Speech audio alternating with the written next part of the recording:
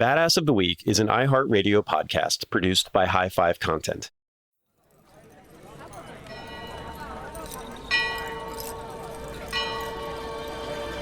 It's 1268. Venice is teeming with crowds, sailors and traders moving off and on ships, unloading goods to be traded and sold across the world. At the edge of one of these docks stands an orphaned 15-year-old boy. He's watching the ships come in and out, as he does every day, wishing for something more from his life. It wouldn't be long before more arrived, in the form of a mysterious man knocking on his door. It's the boy's father. He tells him that he's returned from the palace of the Emperor of China, where he met the Mongol Khan and received a letter to deliver directly to the Pope. After he delivers this letter, he's going back. He asks the boy a question. Do you want to go on an adventure? Have you ever wished for something more?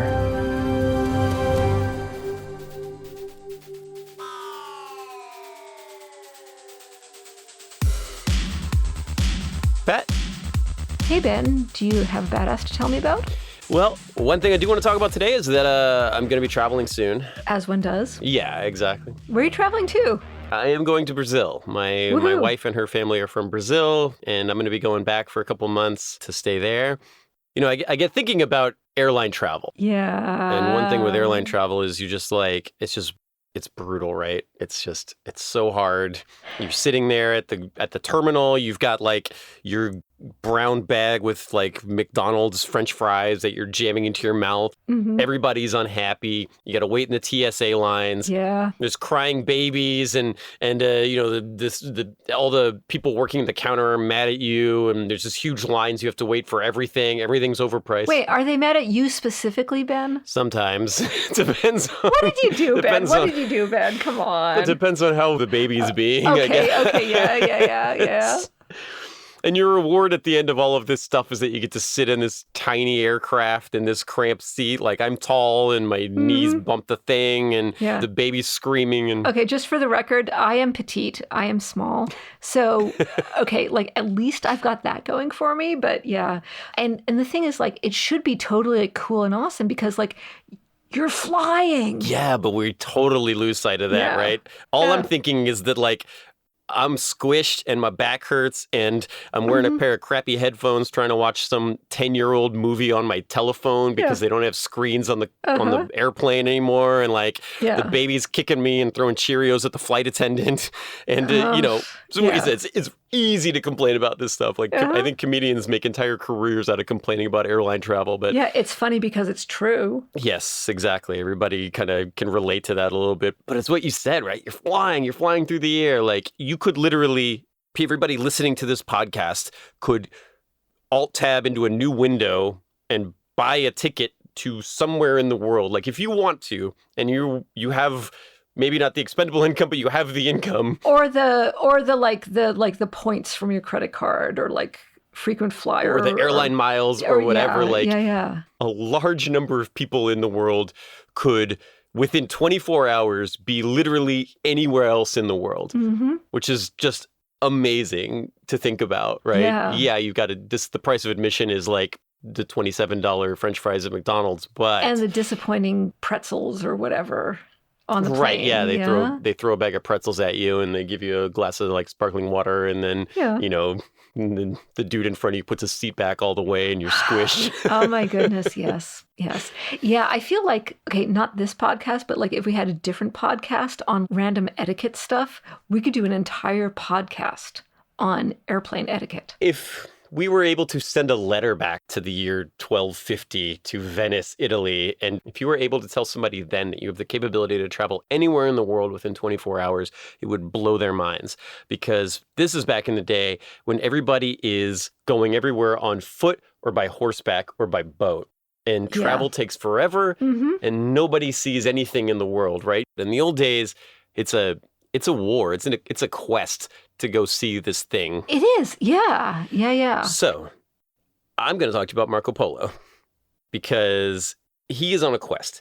He is out there with his father and his uncle, and these guys are going to travel tens of thousands of miles on foot, horseback, by ship, by camel, through uncharted territories full of bandits and pirates and warlords and man-eating creatures and a myriad of other unimaginably hazardous perils. So we're going to talk about Marco Polo, but his dad and his uncle are also extremely interesting characters. And Pat, I think we're going to have to actually split this into 2 episodes. I think you're right, Ben. Yeah. Yeah, his dad and his uncle are so interesting that I think we can do part 1 about mostly their adventures and kind of pick up Marco in part 2. And I think that might be a fun way to break this out. Because his dad's badass enough as he is. Oh, totally. Yeah. Okay, so let's get into the first part of the story.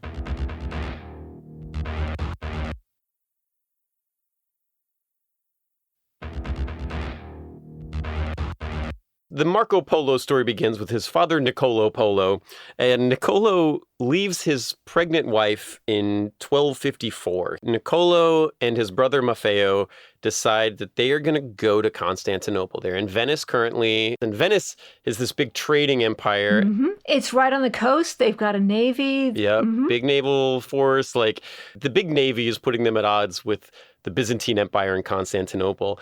And so this one Venetian guy, he's like 80 years old, but he decides that like Constantinople has kind of opened its doors to these crusaders. This one rabble-rouser guy comes in there and is like, hey, actually, like, aren't the Byzantines Orthodox? Isn't that also not Catholic? Maybe we should just plunder Constantinople since we're here already. So they do. And they ransack Constantinople and they create what's called the Latin Empire. It's very crusadery, very medieval, what they do to the Constantinople. It's a bloodbath, and they overthrow it, and they throw out the Byzantine emperors, and they put in a Catholic emperor. And this is a very small window of time, but this is the window of time that we're talking about right now.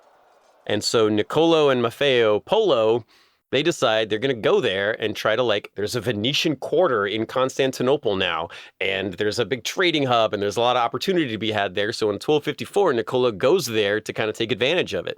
This is about 50 years after the Fourth Crusade. So a decent chunk of time. Like, time is weird with the medieval stuff because everything takes like 5 years to get anywhere. So when Niccolo gets there, like, all of the domes of the big Orthodox churches still have all of the copper and gold pried off them. So everything looks kind of weird when he gets there, right? Uh-huh. So people had like basically been looting the siding off of the roofs of these religious buildings. They took everything that wasn't nailed down, and even some stuff that was. Like, they ransacked that town.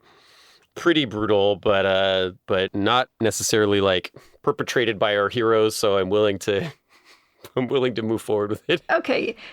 It was the general context within which our heroes were heroing.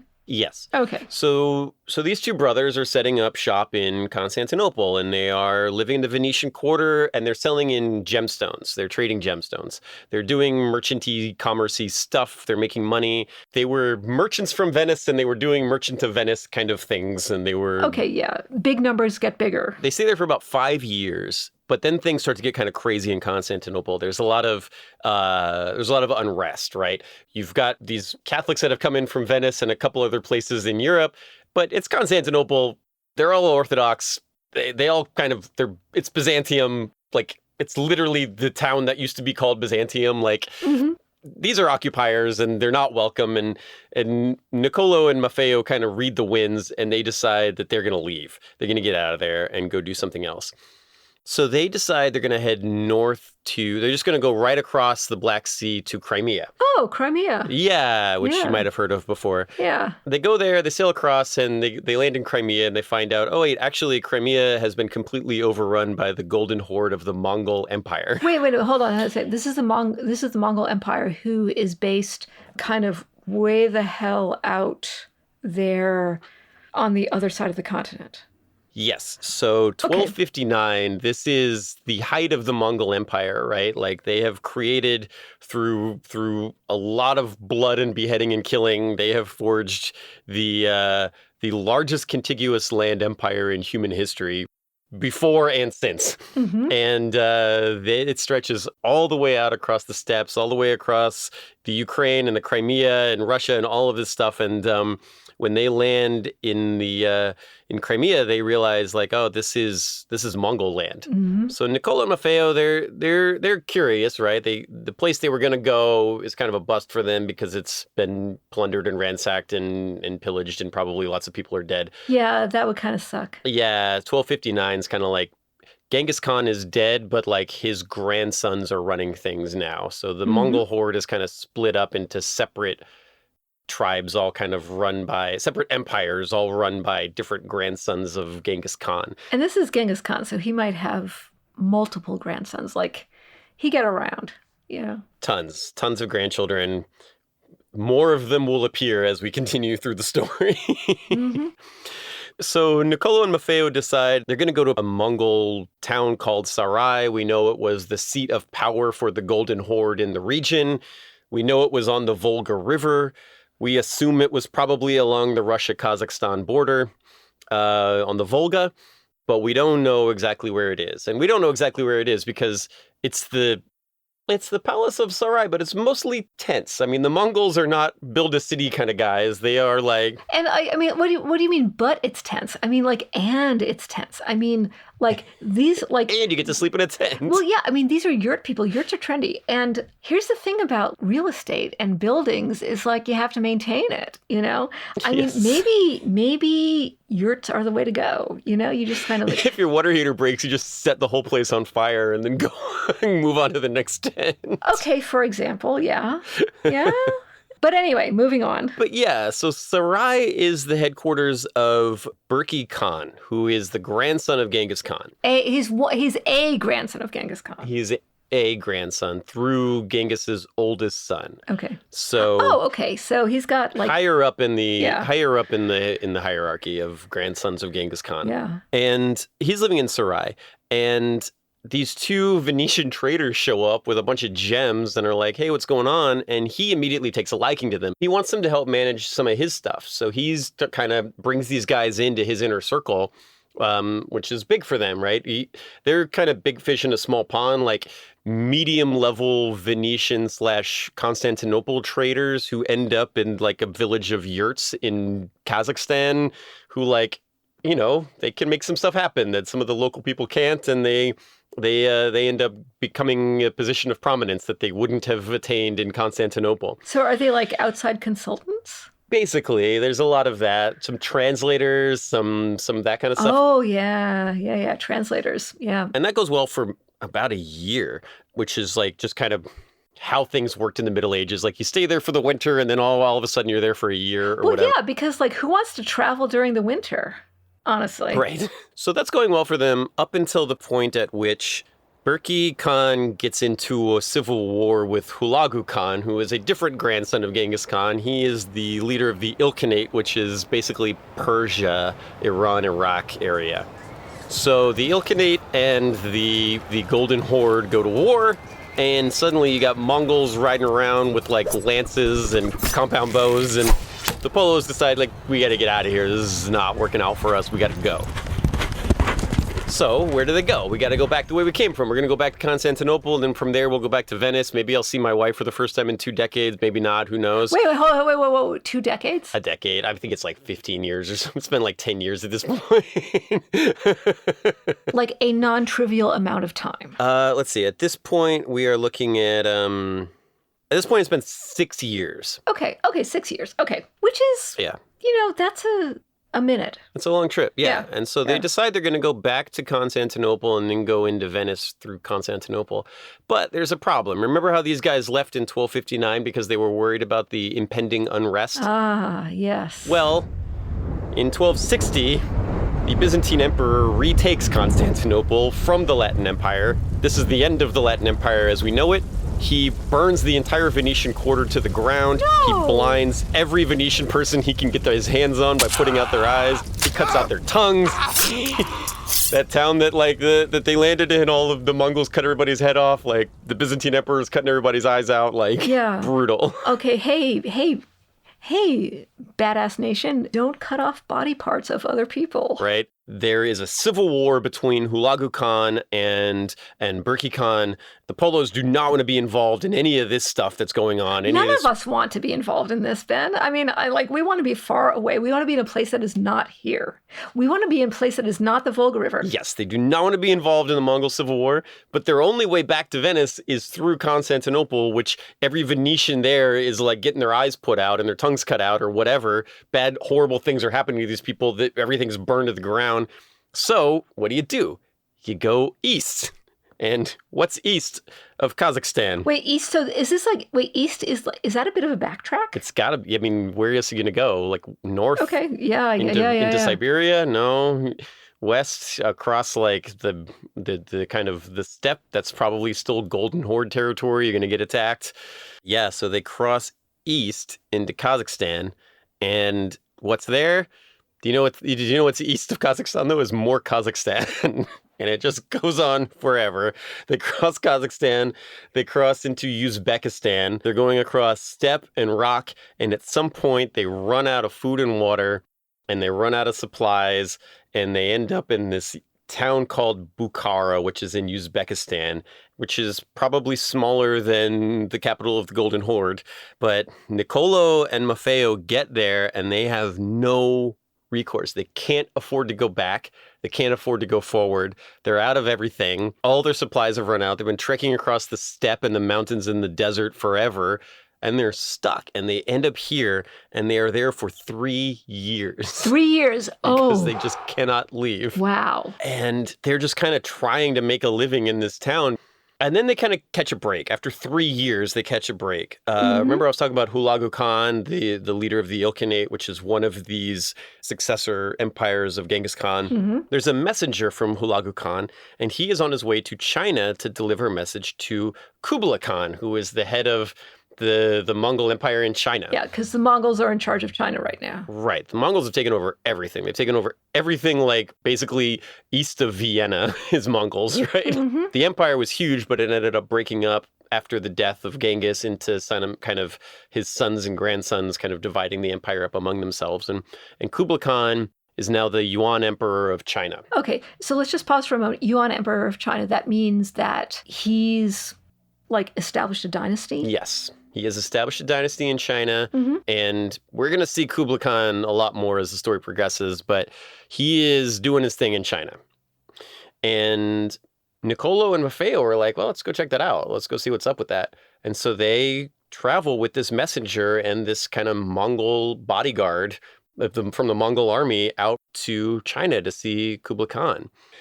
And they travel along the Silk Road. And one thing that's important when we're talking about Marco Polo is that Marco Polo didn't, quote, discover China from Italy. He was not the first European to go there. You know, the Silk Road is old. Yeah. The Silk Road predates him by 1,300 years. Oh, yeah. Like we've got poets in the time of the Roman Emperor Augustus, which is like 1st century BCE, 1st century CE, 1st century AD, talking about silk. Yeah. You know? Yeah. I mean, this is an old thing. This is an old thing. But it's dangerous. And it's still dangerous 1,300 years later. Oh, yeah. It's 4,000 miles. It's desert. It's steppe. It's the Gobi Desert. It's dangerous. You know, you can't get rid of all the bandits and the pirates and the people who are going to try to ambush you as you're walking along this route. And even without the bandits, traveling is an ordeal. Yeah. What happens if you get sick, right? Like, you hopefully don't die on the trail, right? Like it's Oregon Trail, but it's it's Oregon Trail, but it's 10x the length, right? Yeah, exactly. And what if you fall off your horse? What if you break your ankle? What if your horse breaks their ankle? Mm-hmm. You're in the middle of nowhere. Yeah. Just last gasp for 4,000 miles, right? Yes. But they're traveling with this Mongol entourage, so they make it. And Niccolò and Maffeo meet Kublai Khan in Beijing, and he likes them for the same reason that Berkey Khan liked them. I'm going to talk more about Kublai in a little bit, but the important thing right now is that he is fascinated by the West. These aren't the first Westerners to come out there, but Kublai doesn't get a lot of Westerners come out there. There isn't really a sea route yet. Mm-hmm. If you're going to go to China, you've got to go by land, and not a lot of people want to make that trip. So Kublai likes them, and he wants to foster trade between the West. And he's also weirdly kind of fascinated by Christianity. So Kublai Khan's mother, her name is, I'm going to butcher this, but it's Sorgaghtani. She's amazing. She was a single mom pretty early on and was able to wrest power for Kublai Khan as the Yuan Emperor of China through diplomatic means while trying to negotiate with Genghis Khan's other grandsons, right? She's amazing, and we could do a whole thing about her. She's the reason Kublai Khan is there. Yeah, she sounds pretty badass. She's amazing. Yeah. But we're going to talk about a dude that we haven't even mentioned yet, and I don't want to get too much into Kublai Khan and Sorghaghtani, but she was a Nestorian Christian. Niccolo and Maffeo were probably Catholic, or certainly Catholic, but you will see that religion does not play a huge role in the Polo's lives and adventures. The important thing to know is that she was Christian and of some flavor, which made Kublai Khan interested in it. And so what Kublai Khan says to Niccolo and Maffeo, he says to the brothers is, I like you guys, you're cool. He shows them a really fun time in his amazing palace in China. And I'll talk more about that in a little bit. But then he's like, here's what I want you guys to do. I want you to go back and I want you to bring a letter to the Pope. So he gives them a couple of things. He gives them a letter to the Pope in Rome. I want you to send 100 Christians to my court to teach my court about Christianity and Western culture. I want a vial of lamp oil from the lantern at the Church of the Holy Sepulchre in Jerusalem. So the Holy Sepulchre, like the tomb where Christ was? Yes. He wants holy oil from Christ's tomb in Jerusalem. He wants 100 Christians, and he wants this letter delivered to the Pope in Rome. And he gives the Polos what is called a paisa, which is a little strip of solid gold, not very big, a couple inches wide, a couple inches tall. Yeah, okay. It's basically stamped with Kublai Khan says that anybody who is a subject of the Mongol Empire must give these men anything they ask for. Okay, so it's like a kind of a passport, but like a passport with benefits or something, or... It's a blank check. It's it's an unlimited credit card, right? Yeah. It is a seal of approval. And they walk back across the Silk Road, 4,000 miles. Okay, this is not 4,000 steps, which I might reasonably do before lunch. This is 4,000 miles. 4,000 miles is the United States from New York to LA and back. That's a long walk. Well, I guess they ride a horse, or several horses probably, but that's a long way. Do they need new shoes? Do the horses need new shoes? Probably. Everybody needs new shoes, new pants, new everything. Yeah. Oh, God, new pants. Ugh, never mind. Moving on. So they arrive back in Acre, and they arrive there in 1268. And they go to the Bishop of Acre, and they say, we need to go talk to the Pope. Can you help us? And the Bishop of Acre says, the Pope died, and we haven't elected a new one yet. Ooh. So. Awkward. You got this mission from Kublai Khan. It's 1268. You're in Acre. What do you think these guys did? Oh, wow. Okay, many options spring to mind. None of them probably realistic. One of them is do a weekend at Bernie's where you sort of make a fake Pope that you just forge the Pope's signature. I think that's heresy, honestly. Yeah, it probably is. Yeah. I'm not saying any of these are cool. It's just what might people who are freaking out actually do? I'll tell you what they did. They went home to Venice to see how his wife was doing after 15 years. Okay, yes, that's an option. Yeah. Okay, yeah. It was I guess I'm waiting for the new Pope to get elected. I'll go home and see how my wife is doing after the last 15 years. Do we know how she was doing? Do sources tell us that? She's been dead for 14 years. Oh, snap. She died not long after childbirth. Oh, shit. And so she's not there. Oh. But instead, that sucks. He finds something else. He finds Marco. Polo? Marco. Polo? Polo. He finds his son, who is 15 years old now and has never met him and didn't probably think he was still alive or existed in the first place. He finds Marco Polo, 15 years old, living on the docks of Venice with his aunt and uncle, doing dock things, trying to learn the trade of being a merchant, but not there yet. He's apprenticing at stuff. He's loading and unloading things off of boats. He's just your average, dock guy. This is just kind of a Harry Potter situation for this guy. He is just living with his aunt and uncle, hanging out, bored, watching all the ships come and go out of the Venice harbor without any possible chance of getting on any of them. Yeah. And Niccolo and Maffeo go up to him and they say, hi, I'm your dad and your uncle, Good to meet you. Marco, I am your father. Yes, I'm your father. Hi, I am your dad, and this is your uncle, and we are on a mission from Kublai Khan, the Yuan Emperor of China, to deliver a message to the Pope. And do you want to go on an adventure? So I'm guessing young Marco says A, C, or yes. And then maybe his next thing is like, I have questions. Or maybe he doesn't have questions. Maybe he's just, okay, he's 15. He's 15. So like, this is like maybe 10th graders, maybe 11th graders. And if someone comes along and says, hey, I'm from Kublai Khan, the Yuan Emperor of China, and I have a mission to the Pope, my guess is that a 15-year-old might say, hells yeah. Yeah, fuck yeah. That's what he says. Yeah. No questions asked. Yeah. Get me out of here. Let's go. Yeah. And so, I mean, there's a great moment here, and Marco writes about it in his book of like, I'd only ever watched these ships come and go. I've walked past all of these stores that sell all of these amazing things to adventurers. Suddenly, my long-lost dad shows up and is like, here's our boat. We got to go buy some shit for this adventure. Do you want to come to this armor and weapons store with me? Do you want to come to like the outfitter with me? Do you want to buy some of this crap that you've only ever looked at through the front window of the store before? We're going to load the ship up with spices. We're going to buy all these crazy goods and bring them with us to on our adventure. Yeah. This kid's mind is blown. It's the best thing that's ever happened to him in his entire life. He's like, you had me at high? Yeah. Or, yeah, okay. And speaking as myself, as Pat, I'm like, you had me at spices. Because like, okay, like these days, like you just go down to the grocery store and you like get like cinnamon for like $3. But in those days, spices were intensely luxury goods. Right, yeah. I mean, like salt, right? Mm-hmm. Salt was a massively expensive thing in the Roman Empire, right? Exactly. You could get paid in salt. Yeah. Forget about like cumin or whatever. Yeah. Anyway, so Niccolò and Maffeo show up and they're like, hey, want to like, I don't know, hang out with us?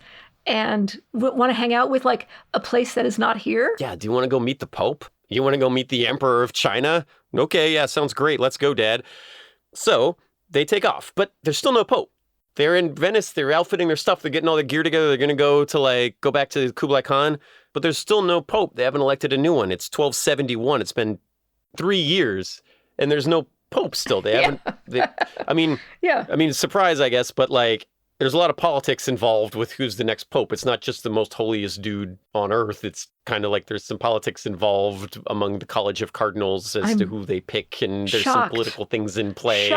And there's an argument about who should be the next Pope. And so Niccolò and Maffeo, they don't really want to keep the Mongol Khan waiting, so they just decide, like, you know what, let's just go get that oil from the Church of the Holy Sepulchre and go back, and we'll see if we can get 100 Christians. We'll see what we can do. And just like, okay, when we say oil, like, okay, this is oil that obviously has a lot writing on it, but it's not petroleum. It's oil like oil that you anoint someone on the forehead with. Yeah. Holy oil? It's myrrh. Okay, specifically myrrh. Okay, yeah. Which I don't know beyond like the three wise men stories. I know it's an oil. I know that it's in the Church of the Holy Sepulchre. It's got a very special religious meaning to it, but that's what we're talking about. Yeah. Yeah. It's like a resin, like a sap that you get from certain trees. But like, okay, like that's like the physical description, but like, yeah, it's got a lot of symbolic stuff writing on it. Yeah. Right. And you were talking about, exotic spices and things, and myrrh is an exotic spice, right? That's why they brought it to Jesus when he was born. So they sail for Acre. We're just going to go back and we'll see what happens. They get to Acre and they go meet that bishop that they saw before. His name is Teobaldo Visconti. They're like, hey, we're just going to go. We're going to go back. So do you want to send a message to Kublai Khan? Can you help us get the myrrh from the Church of the Holy Sepulchre? He's Acre is like the crusader seat in the area. So he's kind of the bishop of this whole area. Mm-hmm. And he's like, why don't you guys hang out for a little bit? And we'll see what happens. And so the Polos hang out for about a year in Acre. And the church finally elects a new pope in 1271. The white smoke comes, and the person who gets elected pope is the Bishop of Acre, Teobaldo Visconti, the dude who they're literally living in his house. or in his general vicinity. Okay, note to self, if you want to get self-elected pope, get the Polos to hang out in your residence. Yes, exactly. So Okay. Teobaldo Visconti becomes Pope Gregory X. I always read it as Pope Gregory X, which just sounds more awesome. So that's always how I think of him. But Gregory X, hey, that worked out. That worked out pretty well for these guys. So they're like, hey, do you want to read this letter from Kublai Khan that you've already read twice? Do you have your answer for it now? And so he does. He writes a little letter back. They're like, okay, we need the oil or we need the myrrh from the Church of the Holy Sepulchre. Okay, yeah, no problem. We need 100 Christians. He's like, I'll send you, how about 2 Dominicans? Does that work? The Polos are like, that's probably fine. They'll come with us. So we're 98 guys short, but that's all right. They can come with us. So these 2 Dominican friars come with them.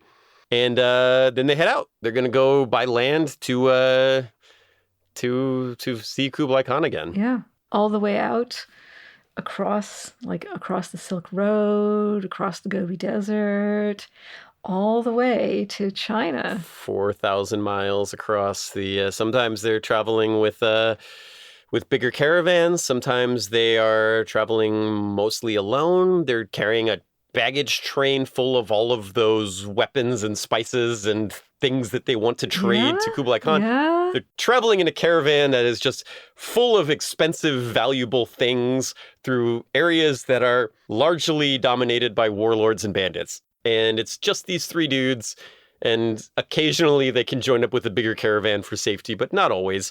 Those Dominican friars from Acre, they run away almost immediately. They go out on the trip. They go past Mount Ararat in Armenia, where they believed that the Ark of Noah, Noah's Ark was set, was stranded. They go through Georgia. They go past the golden domes of Baghdad, and the friars are like, "Yeah, we're out. This is too terrifying. We can't do it." They run away. So we're now down to, let me do the math, 0 Christians? One additional Christian, because Marco wasn't there the original times. They're bringing 1 guy with them instead of 100. Okay. He's going to be an important guy, as we'll see. But yeah, they're 99 guys short now of what they left for. They continue it, and like I said, I feel like we've almost kind of underrepresented this 4,000-mile journey, but they go through. The Dominican friars bail, and the Polos at one point, when they're in the Gobi Desert, there's a big sandstorm that comes up, and bandits attack them out of this sandstorm. They're there with a much bigger caravan at this point.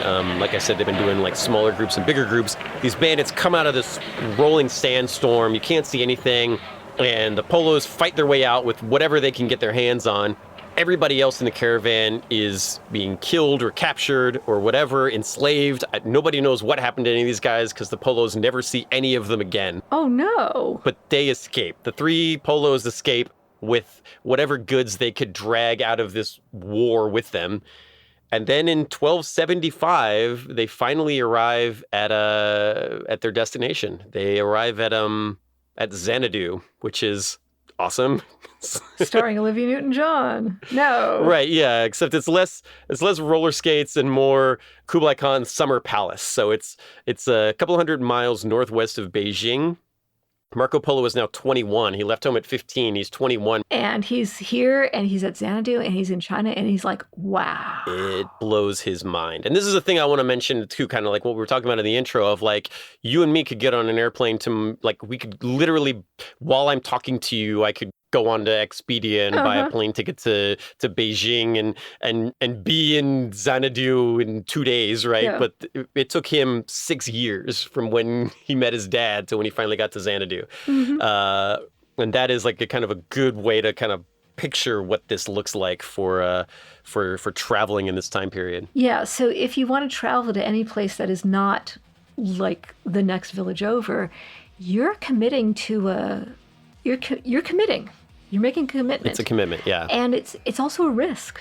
Yeah, huge risk, right? Yeah. I mean, a lot of the people on that caravan didn't make it. And they, a lot of the goods and supplies and things that were headed that way never got there. Yeah. So he arrives at Xanadu, and now Marco Polo's adventures in China are about to begin. And Pat, this has been such an incredible story already. I think we're going to have to save the second part for next week and get into Marco Polo in part 2. I think so. I think this week we've given you Marco. Come back next week for Polo. Actually, it should be this week we gave you Polo, and next week It's Marco. We're doing it backwards. It's Polo Marco. Oh, yeah, you're right. Oops. Thanks so much for listening, and we'll see you next time. Badass of the Week is an iHeartRadio podcast produced by High Five Content. Executive producers are Andrew Jacobs, me, Pat Larash, and my co-host, Ben Thompson. Writing is by me and Ben. Story editing is by Ian Jacobs, Brandon Phibbs, and Allie Lamer. Mixing and music and sound design is by Jude Brewer. Consulting by Michael May. Special thanks to Noel Brown at iHeart. Badass of the Week is based on the website badassoftheweek.com, where you can read all sorts of stories about other badasses. If you want to reach out with questions, ideas, you can email us at badasspodcast@badassoftheweek.com. If you like the podcast, subscribe, follow, listen, and tell your friends and your enemies if you want, as we'll be back next week with another one.